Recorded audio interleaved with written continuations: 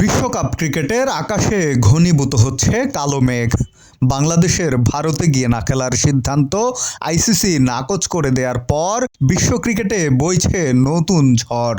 বাংলাদেশের জায়গায় স্কটল্যান্ডকে সুযোগ দেওয়ায় এবার বেঁকে বসেছে পাকিস্তান। দেশটির cricket board PCB chairman Mohsin Naqvi জানিয়ে দিয়েছেন, বিশ্বকাপে অংশগ্রহণের চূড়ান্ত সিদ্ধান্ত নেবে পাকিস্তান সরকার। এদিকে পাকিস্তান সরে দাঁড়ালে কঠোর নিষেধাজ্ঞার হুঁশিয়ারি দিয়ে রেখেছে আইসিসি। তবে পাল্টাই চাপে দমে যাওয়ার পাত্র নয় পাকিস্তান। বাংলাদেশের পাশে দাঁড়িয়ে পাকিস্তানের এই অনড় অবস্থানে সবচেয়ে বেশি শঙ্কিত সম্প্রচারকারী প্রতিষ্ঠানগুলো। সাবেক ক্রিকেটার বাসিত আলী মনে করেন, পাকিস্তান ছাড়া বিশ্বকাপ আয়োজন করা মানে সম্প্রচারকারীরা পথে বসা।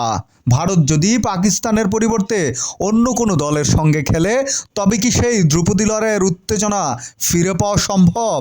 মহসিন নাকভির একটি মন্তব্যই কাঁপিয়ে দিয়েছে আইসিসির ভিত।